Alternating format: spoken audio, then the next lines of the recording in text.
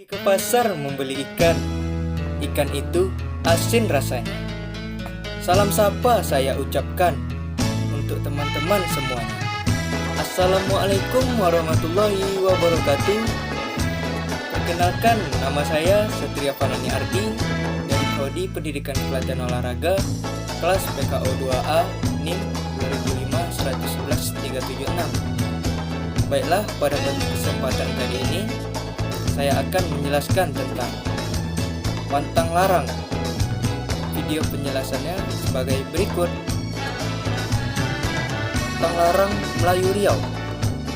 Pantang larang orang Melayu merupakan kepercayaan masyarakat Melayu zaman dahulu yang berkaitan dengan adat dan budaya warisan nenek moyang.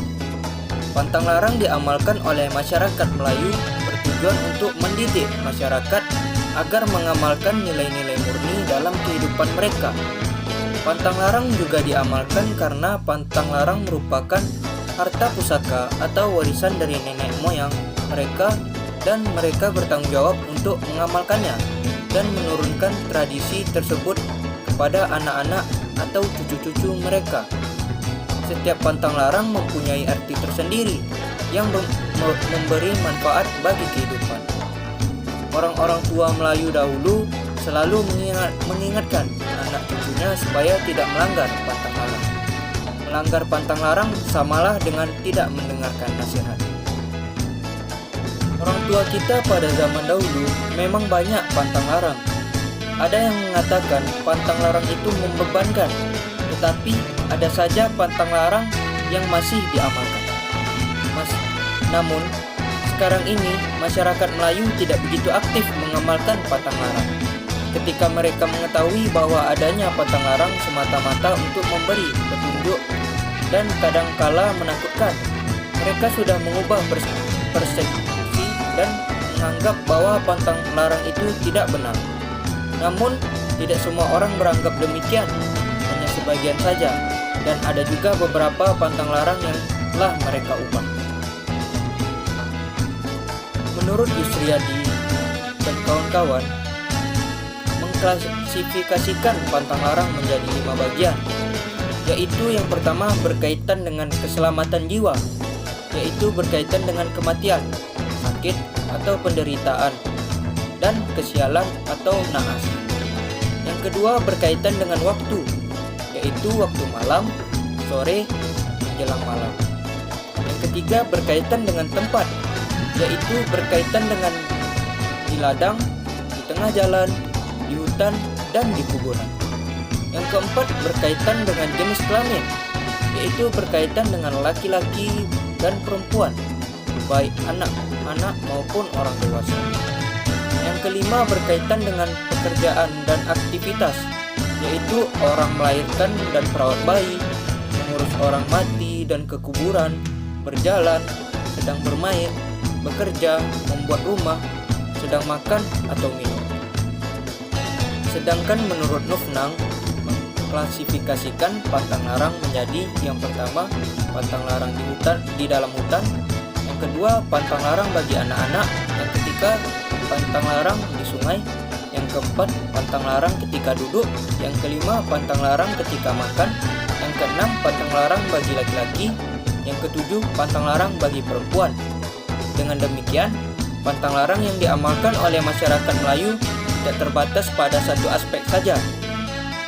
Akan tetapi, terdapat beberapa aspek pantang larang yang masing-masing aspek mempunyai maksud dan tujuan berbeda.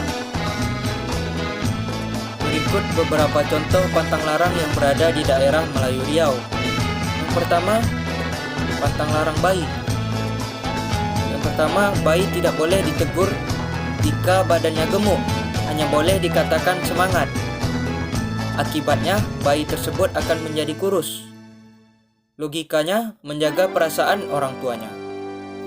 Yang kedua, bayi tidak boleh dicium sewaktu tidur, terutama di atas ubun-ubun dan kepala, dan pada pusarnya. Akibatnya, akan pendek umur. Logikanya, dikhawatirkan bayi tersebut akan terbangun dan mengganggu tidurnya. Yang ketiga, dilarang mencubit mulut bayi. Akibatnya, tidak selera makan. Logikanya, kulit bayi masih sensitif. Jika dicubit, pasti terasa sakit dan memar. Yang kedua, pantang larang bagi anak-anak. Yang pertama, dilarang berbicara di dalam toilet. Akibatnya, mata ketumbit. Logika, di dalam toilet tidak baik untuk berbicara karena tempat orang membuang kotoran. Yang kedua, dilarang bermain atau keluar rumah waktu senja. Akibatnya disembunyikan hantu. Logikanya, waktu senja mendekati maghrib, jadi sebaiknya bersiap untuk melaksanakan sholat. Yang ketiga, dilarang duduk di atas bantal. Akibatnya punggung terkena bisul. Logika, untuk menjaga bantal agar tidak pecah atau sobek. Tambahan lagi, tidak baik benda untuk meletakkan kepala diletakkan di punggung. Yang ketiga, pantang larang bagi perempuan. Pernyataan pertama, dilarang menyanyi di dapur ketika sedang masak. Akibatnya akan menikah dengan orang tua. Logika, untuk menghindari masakan hangus karena asik bernyanyi. Yang kedua, dikhawatirkan masakan tersebut tercemar oleh air liur yang keluar akibat keasikan bernyanyi. Yang kedua, dilarang menjahit baju yang sedang dipakai. Akibatnya, utang tidak akan lunas. Logikanya, dikhawatirkan akan tertusuk jarum. Yang ketiga, dilarang mencari kutu di tangga. Akibatnya, akan dinikahi oleh orang tua. Logikanya, tidak bagus dilihat tetangga atau orang yang lewat. Yang keempat, pantang larang bagi laki-laki. Pernyataan yang pertama, dilarang bersiul di dalam rumah. Akibatnya, ular akan masuk ke rumah. Logikanya, menjaga ketentraman rumah dari keributan. Yang kedua, dilarang buang air kecil di atas bukit atau busut. Akibatnya, buruk kemaluan. Logikanya, menjaga adab dan kebersihan alam sekitar. Yang ketiga, dilarang mengintip orang mandi. Akibatnya, mata ketumbit atau bengkak. Logikanya, karena biasanya ketika mandi, orang tidak berpakaian. Yang kelima, pantang larang sebelum pernikahan. Pernyataan pertama, jangan keluar dengan pasangan selama 40 hari sebelum diijab kabul. Akibatnya, hubungan tidak langgeng.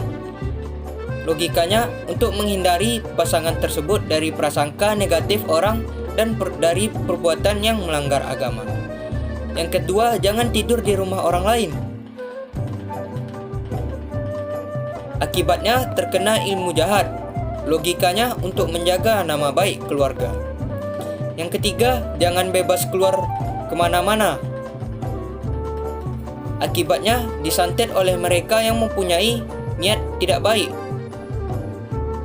Logikanya untuk mengelakkan kedua pihak melanggar hukum agama. Dalam kehidupan masyarakat Melayu, ada 1001 jenis pantang larang.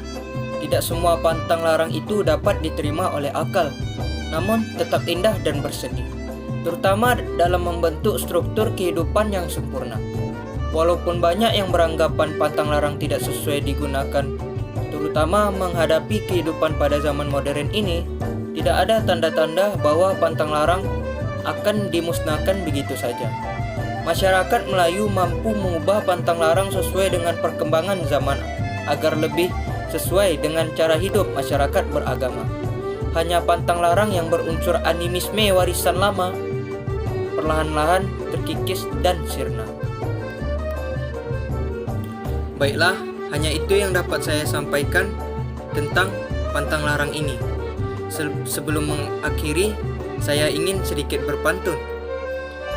Jalan-jalan ke Magetan, jangan lupa membeli ketan. Sampai jumpa saya ucapkan kepada teman-teman sekalian. Saya akhiri. Assalamualaikum warahmatullahi wabarakatuh.